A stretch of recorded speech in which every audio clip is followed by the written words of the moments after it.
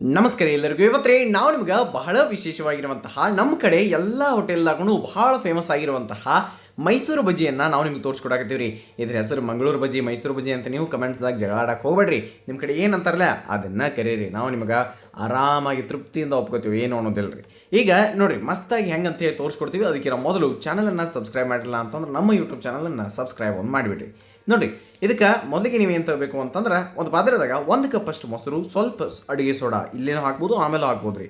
ಒಂದೀಟ ಉಪ್ಪನ್ನು ಹಾಕಿ ಅದಾದ ನಂತರ ಏನು ಮಾಡಿರಿ, 1 ಟೀ ಸ್ಪೂನಷ್ಟು ಜೀರಿಗೆಯನ್ನು ನೀವಿಲ್ಲಿ ಹಾಕಿರಿ.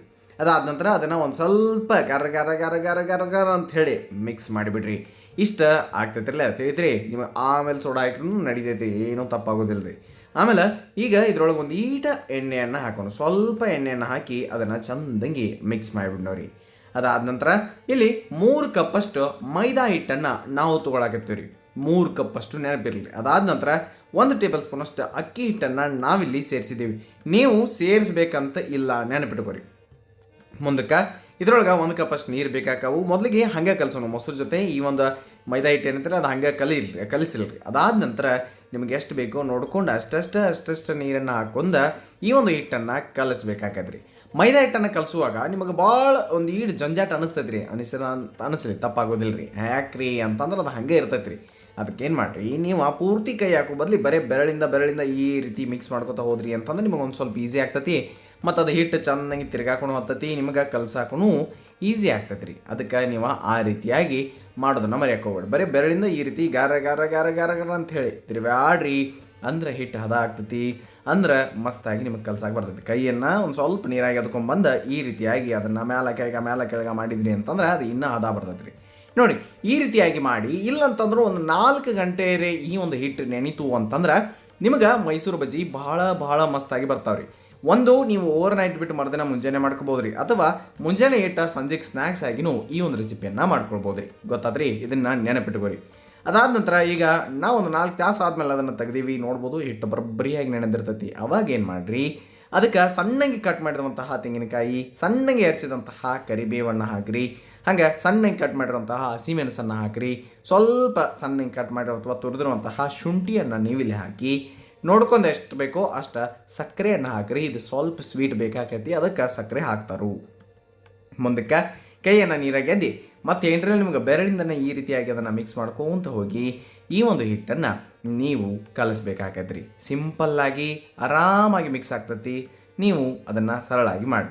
ಅದಾದ ನಂತರ ಈ ರೀತಿಯಾಗಿ ಅದನ್ನು ಮಾಡಿ ಬಿಟ್ಬಿಡಿ. ಇದಕ್ಕೊಂದು ಸಿಂಪಲ್ ಮತ್ತು ಅಗದಿ ಚಲೋ ಕಾಂಬಿನೇಷನ್ ಅಂತಂದ್ರೆ ಅದು ತೆಂಗಿನಕಾಯಿ ಚಟ್ನಿ ರೀ. ಈಸಿಯಾಗಿ ಹೆಂಗೆ ಮಾಡ್ಕೋದು ಅಂತಂದ್ರೆ ತೆಂಗಿನಕಾಯಿ ಕಟ್ ಮಾಡಿರುವಂಥದ್ದು ರೀ, ಅಥವಾ ತೆಂಗಿನ ತುರಿಯನ್ನು ನೀವು ಒಂದು ಮಿಕ್ಸರ್ ಜಾರ್ದಾಗ ಹಾಕಿರಿ. 1 ಕಪ್ ಅಷ್ಟು ತೊಗೊರಿ, ಅಷ್ಟು ಹಾಕಿರಿ. ಅದಾದ ನಂತರ ಅದಕ್ಕೊಂದು 2-3 ಅಷ್ಟು ಹಸಿ ಮೆಣಸನ್ನು ನಿಮಗೆ ಎಷ್ಟು ಬೇಕು ನೋಡ್ಕೊಂಡು ಅಷ್ಟು ಹಾಕಿರಿ.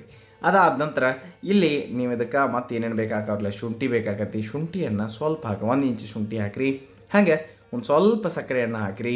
ಅದಾದ ನಂತರ ಒಂದು ಈಟ ರುಚಿಗೆ ತಕ್ಕಷ್ಟು ಉಪ್ಪನ್ನು ನೀವಿಲ್ಲಿ ಸೇರಿಸಿ, ಆಮೇಲೆ ರೀ ಇದಕ್ಕೊಂದು ನೀರನ್ನು ನೀವು ಹಾಕಿ ಹೋಗಿ ಏನು ಮಾಡೋದಿಲ್ಲ ರೀ, ಬರಬ್ಬರಿಯಾಗಿ ಅದನ್ನು ಹೋಗಿ ಸಣ್ಣ ಮಾಡ್ಕೊಂಬರ್ರಿ. ಅಂದ್ರೆ ಗರ್ರ ಅಂಥೇಳಿ ರುಬ್ಕೊಂಬರ್ರಿ. ಭಾಳ ನೀರು ಹಾಕಕ್ಕೆ ಹೋಗ್ಬೇಡ್ರಿ, ಹಂಗಂತೇಳಿ ಭಾಳ ಗಟ್ಟಿನೂ ಮಾಡೋಕ್ಕೆ ಹೋಗ್ಬೇಡ್ರಿ. ಮೀಡಿಯಮ್ ಆಗಿರುವಂತಹ ಮಸ್ತಾಗಿರುವಂತಹ ಚಟ್ನಿ ಈ ರೀತಿಯಾಗಿ ಬೇಕು. ಇದಕ್ಕೆ ಒಂದು ಒಗ್ಗರಣೆ ಅಂತಂದ್ರೆ ಏನೂ ಇಲ್ಲ, ಎಣ್ಣೆ ಕಾಯಿಸಿ ಅದರೊಳಗೆ ಸಾಸಿವೆ, ಜೀರಿಗೆ, ಒಣಮೆಣಸು, ಕರಿಬೇವು ಇಷ್ಟನ್ನು ಹಾಕಿ ಒಗ್ಗರಣೆ ಕೊಟ್ಟು ಬಿಟ್ರಿ ಅಂತಂದ್ರೆ ಚಟ್ನಿ ಮುಗಿದು ಹೋಗ್ತೈತಿ ರೀ. ಅವಾಗ ಅದ್ರ ಮೇಲೆ ಒಂದಿಟ್ಟು ಕೊತ್ತಂಬರಿಯನ್ನು ನೀವು ಸುರಿದಾಗ ಇಷ್ಟು ಮಾಡಿರಿ, ಮುಗಿದು ಹೋಗ್ತೈತಿ. ಗೊತ್ತಾದ್ರಿ, ಕಾಯಿ ಚಟ್ನಿನೂ ಸಿಂಪಲ್ಲಾಗಿ ರೆಡಿ ಆಗೈತಿ. ಈಗ ವಾಪಸ್ ನಾವು ಮತ್ತೆ ಮೈಸೂರು ಬಜ್ಜಿ ಕಡೆ ಹೋಗೋಣ ಬರ್ರಿ. ಒಂದು ಬೌಲ್ದಾಗ ಈ ರೀತಿ ನೀರನ್ನು ಇಟ್ಕೊರಿ. ಕೈಯಿಂದ ಅದನ್ನು ಎದ್ದಿ ಹಿಂಗೆ ಹಿಟ್ಟನ್ನು ತಕ್ಕೋಬೇಕಾಗತ್ರಿ. ನೀವು ನೆನಪಿಟ್ಕೊರಿ. ಎಣ್ಣೆಯನ್ನು ಮೊದಲ ಕಾಯಕ್ಕಿಡ್ರಿ.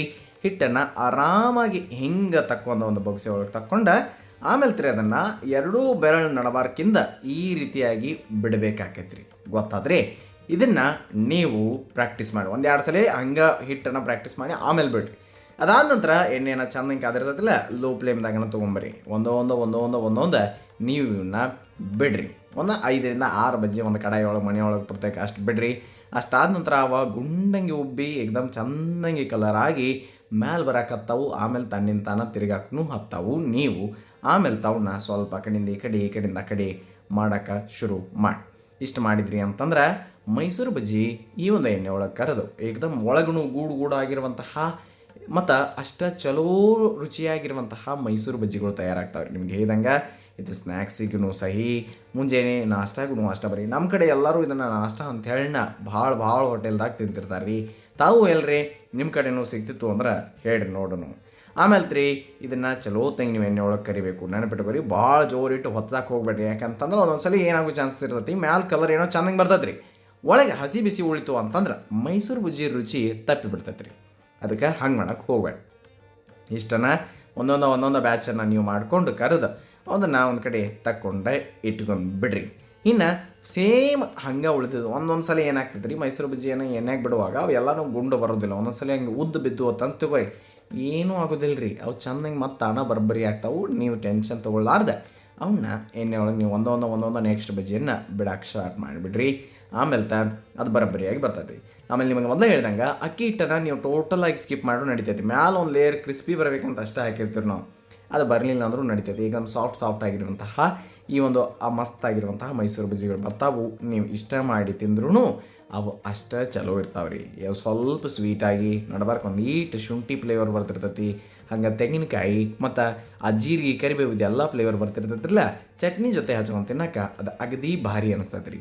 ಹಾಗಾದ್ರೆ ನೀವು ಮುಂಜಾನೆ ನಾಷ್ಟಕ್ಕೆ ಮಾಡ್ತಿರೋ, ಸಂಜೆಗೆ ಸ್ನ್ಯಾಕ್ಸಿಗೆ ಮಾಡ್ತಿರೋ, ಅದು ನಿಮ್ಮ ಇಷ್ಟ ರೀ. ಆದರೆ ಮೈಸೂರು ಬಜ್ಜಿಯನ್ನು ನೀವು ತಪ್ಪಲಾರ್ದ ಮಾಡ್ಕೊತೀರಿ ಅನ್ನೋದು ನಮ್ಮ ಆಶಯ ರೀ. ಹಾಗಾದ್ರೆ ಈ ಒಂದು ರೆಸಿಪಿಯನ್ನು ಟ್ರೈ ಮಾಡಿ. ಆಮೇಲೆ ಅದ್ರ ಜೊತೆ ಚಟ್ನಿ ಪುಡಿ ಬೇಕಂತೇನಿಲ್ಲ ರೀ, ಅದು ಬರೀ ಫೋಟೋ ಕಷ್ಟ ಐತಿ, ಅದನ್ನೇನು ತಿನ್ನಲು ನಡೀತೈತೆ ರೀ. ಆರಾಮಾಗಿ ಮಾಡ್ಕೊರಿ.